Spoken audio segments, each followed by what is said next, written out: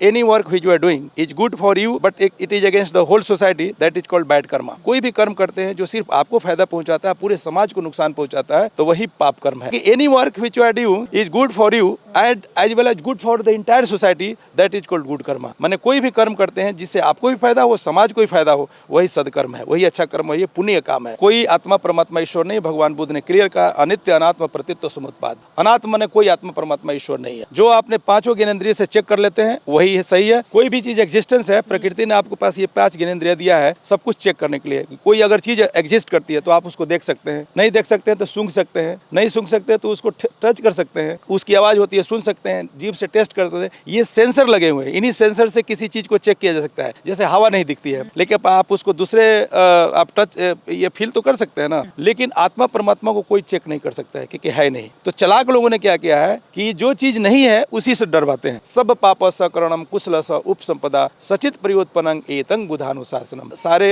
कुशल कर्मों को करना और चित्त को राग द्वेष मोह से विरक्त रखना, यही बुद्ध का शासन है। इसी चीज को विदेश में हमको सीखे और इंडिया में विदेशी टेम्पल से सीखे। कोई भी काम शुद्ध नियत से करिए, साफ सुथरा नियत से करिएगा, उसी दिन वो दिन अच्छा हो जाता है। क्योंकि दिन प्रकृति का बना हुआ है, ये कोई खराब दिन नहीं है, कोई अच्छा दिन नहीं है, ये सिर्फ मन में भावना रखी गई है। ये दिन तारीख जैसे संडे मंडे जनवरी फरवरी ये सब इंसानों ने बनाया अपनी सुविधा के लिए, लेकिन प्रकृति ने इस तरह नहीं बनाया है। प्रकृति तो जैसे आज देख कर कह सकते हैं कौन दिन है, कोई रंग रूप है नहीं है, ये तो आइडेंटिफाई करने के लिए लोगों ने बनाया इजी के लिए। तो इसलिए कोई भी दिन खराब नहीं होता है। जिस दिन भी काम आप करें नियत साफ करके करेंगे, शुद्ध विचार से करेंगे, वो काम होगा। जैसे मान लीजिए बच्चा का पैदा होने का कोई दिन होता है क्या? कोई दिन तारीख नहीं होता है। अब मरने का भी कोई दिन तारीख नहीं होता है, ये तो प्राकृतिक चीज है। वो दिन तारीख बच्चा कोई दिन तारीख सोच कर नहीं आता है, शुभ मुहूर्त नहीं देखा जाता है, वो आता है उस दिन शुभ हो जाता है। और जो मरता है वो भी दिन तारीख नहीं देख कर करता है। अब कोई कहेगा कि मंडे को मरेंगे ना तो शुभ होगा, तो वो व्यक्ति मंडे का इंतजार करेगा क्या? सोचिए। अब उसके लिए नहीं मरेगा तो कहेगा देखिए उस बहुत खराब दिन मरा है, तो उसके लिए भी समाज में पाखंड फैला देते हैं। अब ईश्वर के लोग कहते हैं कि इसने दुनिया बनाई। आप सोचिए कि दुनिया बनाना इतना आसान है, अगर वो बनाएगा तो वो कहाँ से ये सब कुछ लाएगा? अब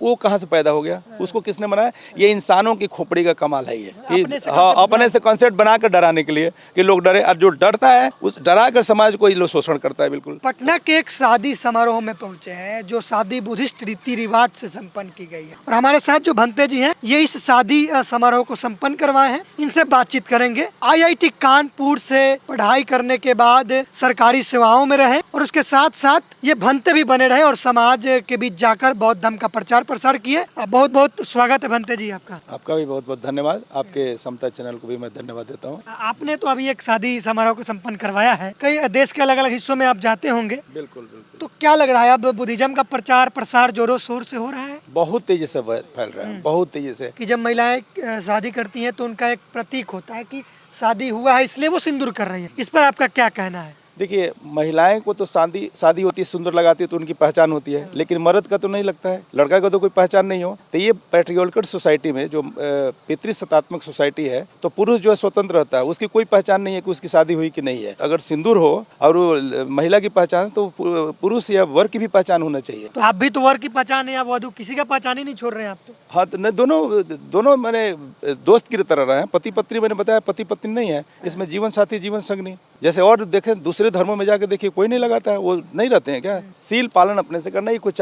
मान लीजिए कि सिंदूर लगा लिया, सील का पालन नहीं किया तो फायदा क्या? बिल्कुल। हम सील का पालन करते हैं और हम सिंदूर नहीं लगाए, कोई फर्क नहीं पड़ता, बहुत अच्छी चीज है बिल्कुल। लेकिन सिंदूर लगा करके फिर सील पालन नहीं करें और दिखाएं तो ठीक नहीं है बिल्कुल। बुद्धिस्ट बनते बनने का क्या रीजन रहा, कहाँ से जर्नी शुरू हुई, इसके बारे में बताइए। मैंने देखा है कि समाज में जो सबसे ब्रिलियंट जो स्टूडेंट होता है वो साइंस पढ़ता है, और सबसे टॉप क्लास का होता है तो इंजीनियर बनता है। उसके नीचे वाला जो होता है बायोलॉजी लेकर के डॉक्टर बनता है। उसके नीचे वाला जो होता है आर्ट्स लेता है और वो जो डॉक्टर वो IAS PC और ये सब बनते हैं। और जो पढ़ता भी है और लड़ाई झगड़ा करता है वो सब मोस्टली नेता बनते हैं। और जो बिल्कुल नहीं पढ़ता है वो हमेशा फेल रहता है, वही बाबा बनते हैं। अब समाज में ये तो उल्टा हो जाता है, जो सबसे अनपढ़ गंवार होता है, जो हमेशा फेल करता है, वही बाबा बन जाता है। अब पूरे समाज के ऊपर जो है वही राज करता है और सारा संस्कार वही करता है। पूरे समाज में अंधविश्वास पाखंड फैला करके हमारे देश की देखिए स्थिति खराब की। इतना पाखंड, इतना अंधविश्वास, नतीजा है कि जो है लोग सच्चाई को नहीं जान पाते हैं, वैज्ञानिक चेतना खत्म हो गई है।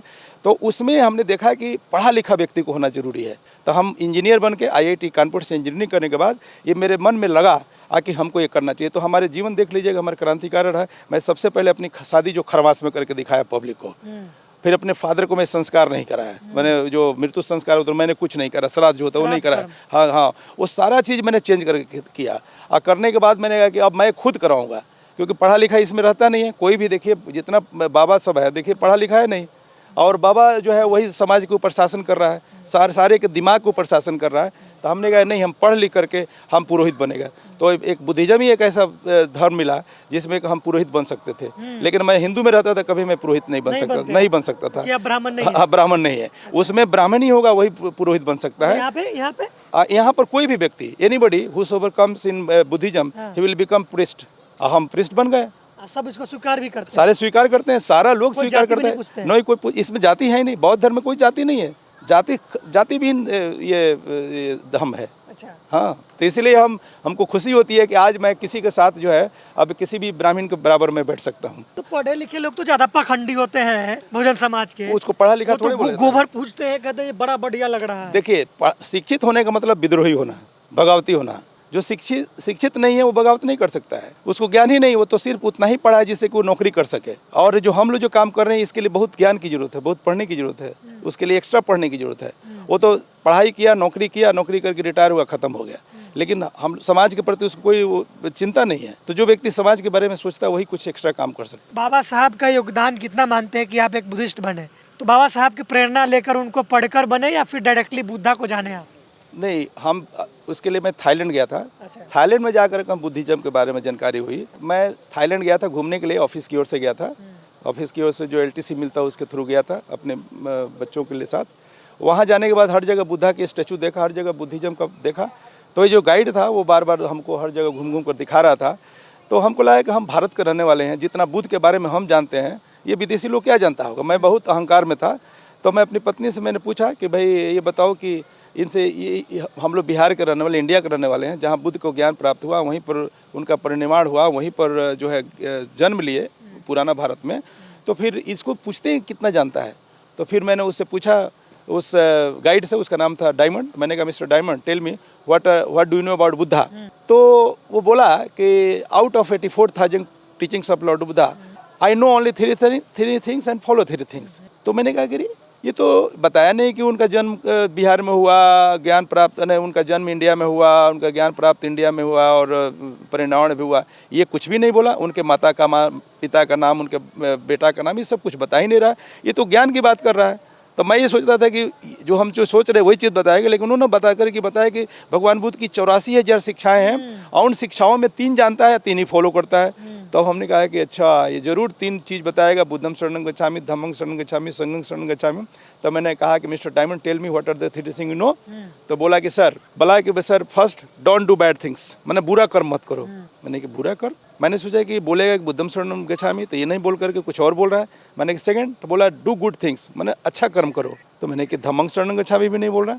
तो मैंने क्या थर्ड, तो बोला क्लीन योर माइंड। तो मैंने कहा अच्छा मिस्टर डायमंड, ये तो अच्छा कर्म करो, बुरा कर्म मत करो और चित्त को साफ करो, ये तो हर सर्व धर्म में, हमारे हिंदू धर्म में है। ऐसा कौन सा चीज़ है बुद्धिज्म में कुछ डिफरेंट है भाई? अच्छा Mister Diamond, tell me what is the difference between good karma and bad karma. क्योंकि कोई गुड कर्म होता है किसी के लिए बैड हो जाता है, और किसी के लिए बैड कर्म होता है किसी के लिए गुड हो जाता है। तो मैंने कहा कि अब इसके बारे में थोड़ा इंटेलेक्चुअल क्वेश्चन था, मैंने सोचा कि देखते हैं बताता है कि नहीं। तो बताया कि sir any work which you are doing is good for you and but it is against the whole society, that is called bad karma. कोई भी कर्म करते हैं जो सिर्फ आपको फायदा पहुंचाता है, पूरे समाज को नुकसान पहुंचाता है, तो वही पाप कर्म है। अब बोला कि any work which you are doing is good for you and as well as good for the entire society, that is called good karma. मैंने कहा गजब का भाई, मैंने कोई भी कर्म करते हैं जिससे आपको भी फायदा हो, समाज को भी फायदा हो, वही सदकर्म है, वही अच्छा कर्म है, ये पुण्य काम है। इस पे मैं सोचने लगा कि बाप रे, आज तक इतनी बड़ी चीज हम आज तक नहीं जाने। वही मैं सोचते रहा। थर्ड चीज मैंने नहीं पूछा कि ये थर्ड चीज क्या है। मैं उस दिन फ्लाइट पकड़ा, मैं चला इंडिया में हर जगह गंदगी दिख रही थी। वहाँ इतना साफ सुथरा कंट्री था और यहाँ पर हर जगह गंदगी थी। तो साफ सुथरा जगह में क्या बताया वो? हाँ, वहाँ नहीं पूछा। मैं वही सोचते रहा कि अच्छा कर्म बुरा कर्म में अंतर क्या है। और सोच कर जब इंडिया आया और यहाँ पर जो है हर जगह चूंकि गंदगी दिखाई रही तो साफ सुथरा जगह खोजने के लिए हमारी ही कॉलोनी में दिल्ली में जहाँ मैं रहता हूँ उसके बैक साइड में एक नया बुद्ध विहार बना था। उसका उद्घाटन उसी समय 2007 में हुआ था।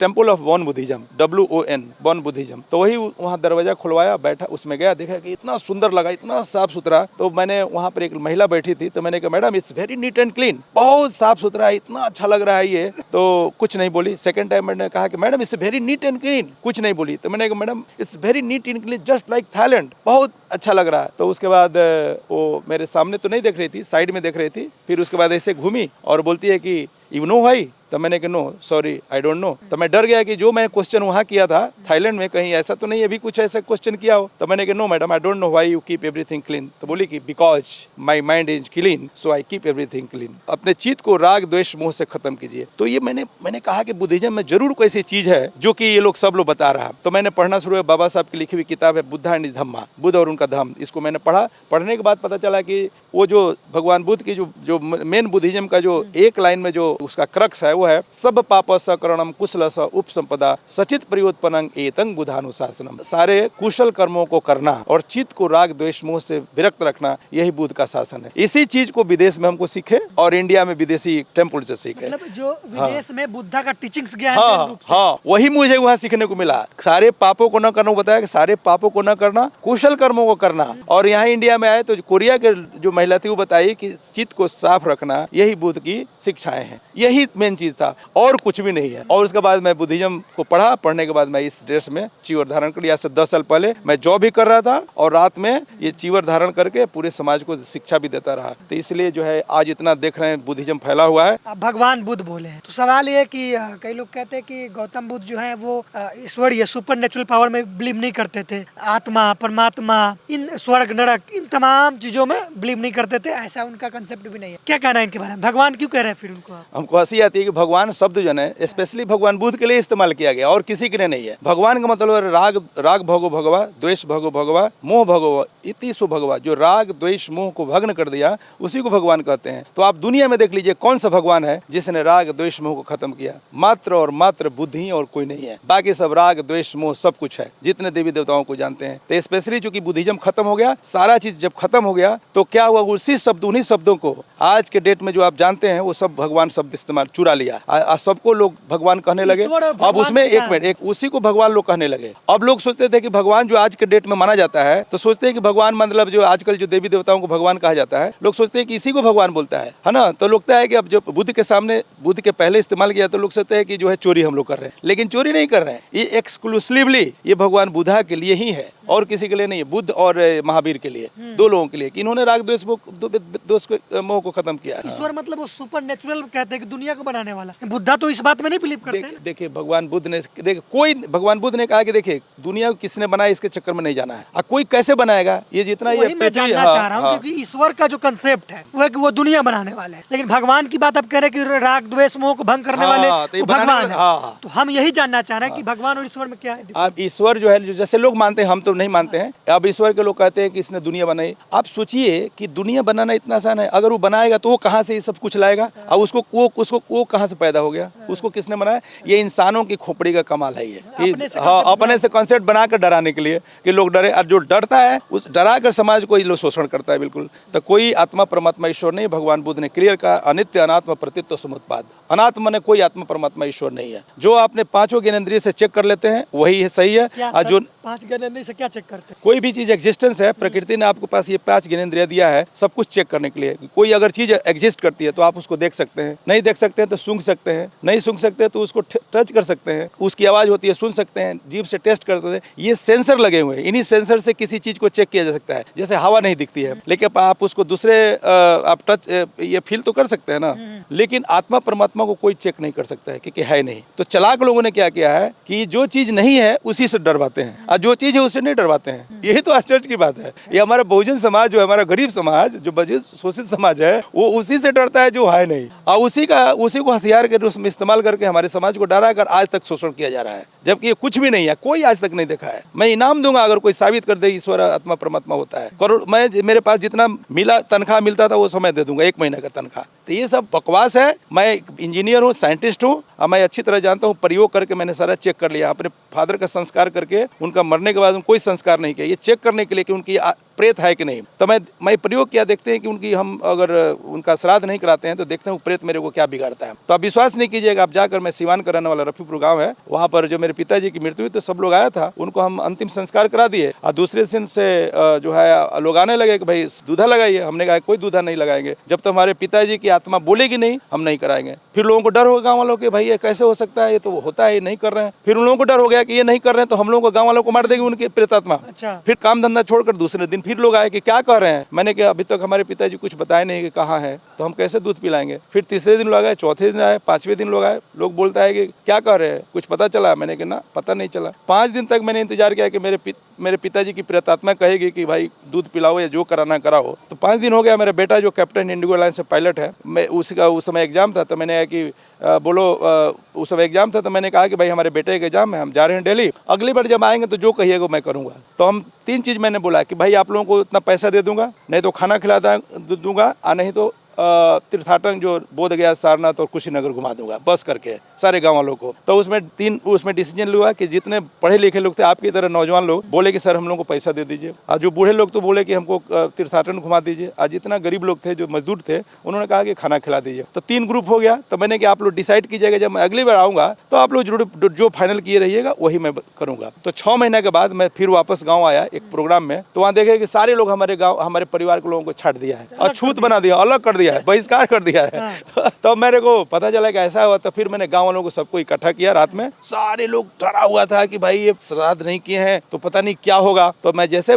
मीटिंग के लिए बोला तो सारे लोग जो है आ गए। आने के बाद मैंने पूछा कि भाई आप लोगों को कुछ हुआ, तो कुछ नहीं हुआ। मैंने कहा आप लोग हमारे परिवार के लोगों को छांट क्यों दिए हैं। तो बोला कि आपने श्राद्ध नहीं किया। तो मैंने कहा श्राद्ध नहीं करने से क्या होता है। तो बोला कि लोग मर जाता है। कैसे मर जाए, कौन मरता है। तो प्रेतात्मा मरती है। तो मैंने 6 महीना हो गया, प्रेतात्मा ने आप लोगों को मारा। तो सब लोग एक दूसरे को मुंह देखने लगे। बोला कि ना नहीं मारा। कहा भाई आपको मारा। हम भी देखे, हमारा बेटा का भी पायलट में सिलेक्शन हो गया था, फ्लाइंग कर रहा था बिल्कुल रायबरेली गुरुआ में, सारा चीज ठीक था। मैं भी उस समय, मेरा भी मैं उस समय पता नहीं, याद नहीं रहा था क्या था, मैं शायद डीजीएम था। तो उस समय कोई प्रॉब्लम नहीं हुआ। तब मैंने कहा कि अच्छा बताइए, अगर नहीं करने से प्रेतात्मा क्या करती है, तो मार देती है। तो मैंने कोई मारा, कोई नहीं मारा। तो नहीं मारा तो इसका आत्मा है कि नहीं है। तो बोला कि इसका मतलब तो नहीं है। तो मैंने कहा अगर रहती, अब आप ही लोग बताइए, रहती तो आप लोग कुछ न किसी को मार देती, लेकिन कोई मारा नहीं, इसका मतलब आत्मा है कि नहीं। तो बोला कि इसका मतलब नहीं है। तो फिर सब लोग मान लिया कि नहीं है। तो वो मिनट्स बना, आके लिखा गया कि कोई आत्मा नहीं है, आज के बाद कोई श्राद्ध नहीं होगा। तो हमारे गांव में, रफीपुर में गांव में स्टार्ट हो गया, पूरे अब सिवान में फैला हुआ है। श्राद्ध कोई नहीं करता है। अच्छा। लोग भंडारा कर देता है लेकिन श्राद्ध नहीं करता। वो मिनट्स बना कि आज के बाद कोई श्राद्ध नहीं करेगा। आप ये शादी करवाते हैं आप लोग, तो जो पंडित जी हैं वो तो दिन मुहूर्त निकालते हैं, लगन निकालते हैं, आप लोग नहीं निकालते हैं ना। तो कुछ देखिए कोई भी दिन तो? ना, कोई भी काम शुद्ध नियत से करिए, साफ सुथरा नियत से करिएगा, उसी दिन वो दिन अच्छा हो जाता है। क्योंकि दिन प्रकृति का बना हुआ है। ये कोई खराब दिन नहीं है, कोई अच्छा दिन नहीं है। ये सिर्फ मन में भावना रखी गई है ना। ये दिन तारीख जैसे संडे, मंडे, जनवरी, फरवरी, ये सब इंसानों ने बनाया अपनी सुविधा के लिए, लेकिन प्रकृति ने इस तरह नहीं बनाया है। प्रकृति तो जैसे आज देख कर कह सकते हैं कौन दिन है, कोई रंग रूप है नहीं है। ये तो आइडेंटिफाई करने के लिए लोगों ने बनाया इजी के लिए। तो इसलिए कोई भी दिन खराब नहीं होता है। जिस दिन भी काम आप करें, नियत साफ करके करेंगे, शुद्ध विचार से करेंगे, वो काम होगा। गलत विचार से करेंगे, पाखंड फैला जा रहा है। हाँ, पूरी तरह से पाखंड फैलाया जा रहा है। जैसे मान लीजिए एक बच्चा का पैदा होने का कोई दिन होता है क्या? कोई दिन तारीख नहीं होता है। अब मरने का भी कोई दिन तारीख नहीं होता है। ये तो प्राकृतिक चीज है। वो दिन बच्चा कोई दिन तारीख सोच कर नहीं आता है, शुभ मुहूर्त नहीं देखा जाता है, वो आता है उस दिन शुभ हो जाता है। और जो मरता है वो भी दिन तारीख नहीं देख कर करता है। अब कोई कहे कि जो है मंडे को मरेंगे ना तो शुभ होगा, तो वो व्यक्ति मंडे का इंतजार करेगा क्या? सोचिए, अब उसके लिए नहीं मरेगा तो कहेगा देखिए उस बहुत खराब दिन मरा है, तो उसके लिए भी समाज में पाखंड फैला देते हैं। तो माननीय बहुत दुखद चीज है। इसलिए हम जो भी शिक्षित समाज हैं उनको मैं यही कहना चाहता हूं कि आप लोग दिमाग खोलिए और ये सब अंधविश्वास से बाहर निकालिए। भारत को बौद्धमय बनाना है, भारत को विश्व गुरु बनाना है। देखिए जहाँ प्रकाश होगा वहाँ अंधेरा नहीं रह सकता है। इस देश में प्रकाश था, बुद्ध के जब तक थे, बुद्ध की शिक्षाएं चलती थी, प्रकाश में था, इसलिए विश्व गुरु कहलाता था। नालंदा, तक्षशिला यूनिवर्सिटी जो थे, 100 से ज़्यादा यूनिवर्सिटी थी। कितना विकसित देश था, पूरा विश्व से लोग आकर यहाँ पढ़ते थे। और पढ़ना ही तो गुनाह था, लेकिन कुछ चालाक लोगों ने उस ज्ञान को ख़त्म कर दिया, आग लगवा दिया। आग लगा ख़त्म करा करके आज की वर्तमान व्यवस्था को स्थापित किया गया है, ताकि लोग जाने नहीं। और बुद्ध की शिक्षाएं पूरे विश्व में फैल गई, लेकिन यहीं से ख़त्म किया गया। और जहाँ विश्व में फैली 56 देश में आज के डेट में है। अब देख लीजिए, सबसे खतरनाक खूंखार जो आपका देश है ये चाइना, कितना डर लगता है उससे। वो बुद्धिस्ट देश है, जापान देख लीजिए, जितनी साइंस टेक्नोलॉजी है सब जापान, थाईलैंड, कोरिया। आपके पास जितना ही मोबाइल ये जो आप माइक लगाएं, ये आपका बड़ी बड़ी कार, चमचमाती गाड़ियाँ जो दौड़ती है, सब कहाँ से आती हैं? सब बुद्धिस्ट देश से आती है। यहाँ पर कहाँ बनता है? यहाँ खाली लेबर लोग रहता है। वहाँ से टेक्नोलॉजी आती है, यहाँ पर हम लोग मेहनत करके बना देते हैं तो लगता है कि हम लोग बना रहे हैं। नहीं, सारी साइंस टेक्नोलॉजी जो है ये सब विदेश से आता है, बुद्धिस्ट देश से आता है, और उसको हम लोग यहाँ बनाते हैं सिर्फ, और सारा फायदा वो लोग ले जाते हैं। तो जो बुद्ध के रास्ते पर चलेगा वो बहुत विकसित करेगा, और जो बुद्ध के रास्ते पर नहीं चलेगा उसका, जैसे ये जो हाल है अभी हमारे देश का, अभी विकसित राष्ट्र में ही चल रहा है, विकासशील राष्ट्र में, विकसित नहीं हुआ है। तो इसलिए अगर बुद्ध की विचारों को लाया जाए तो बहुत विकसित हो जाएगा। तो ये राजनीतिक कारण बस के इसको खत्म किया बुद्ध की वाणी को, अंधविश्वास पकड़ फैलाने के लिए। जहाँ बुद्धिज्म आ जाएगा वहाँ अंधविश्वास खत्म हो जाएगा, और जहाँ अंधविश्वास आएगा तभी कुछ लोगों का यहाँ पर शासन रहेगा। तो वो जानबूझकर अंधविश्वास फैलाते हैं, चाहे कि बुद्ध ना आए। बुद्ध से नफरत क्यों है? जैसे हम बुद्ध की बात करते हैं, बुद्ध हम फैलाते हैं, तो लोगों को लगता है कि बौद्ध धर्म की बात कर रहे हैं। अरे भाई, बुद्ध अगर तुम विष्णु के 9वें अवतार मान रहे हो तो फिर उसका विरोध क्यों कर रहे हो भाई? जब बुद्ध विष्णु के 9वें अवतार हैं तो उनको मानो, उनके धर्म को हम प्रचार कर रहे हैं, तो तुमको खुश होना चाहिए। हम उन लोगों को कोई दूसरे धर्म में तो नहीं ले जा रहे हैं, तुम्हारे ही भगवान के शरण में लेके जा रहे हैं। बाबा साहब तो इनकार कर दिए कि नहीं, विष्णु का अवतार नहीं है। नहीं है, लेकिन उनको हिसाब से वो तो मानते हैं ना कि बुद्ध विष्णु का अवतार है, तो भाई तुम विरोध क्यों करते हो? लेकिन किसी मंदिर में देखिए कि बुद्ध की मूर्ति भी नहीं है, ये आश्चर्य की बात है नहीं? तो ये सोचिएगा तो बहुत दिमाग चेंज हो जाएगा। Thank you sir, thank you. Welcome, thank you आपको भी बहुत बहुत धन्यवाद कि आप जो है ये बहुत अच्छे विचार जो है पूरे दुनिया में लेके जा रहे हैं और बहुजन समाज को जागृत कर रहे हैं। बहुत बहुत धन्यवाद देता हूँ, मंगल कामना करता हूँ कि आपका चैनल फले फूले।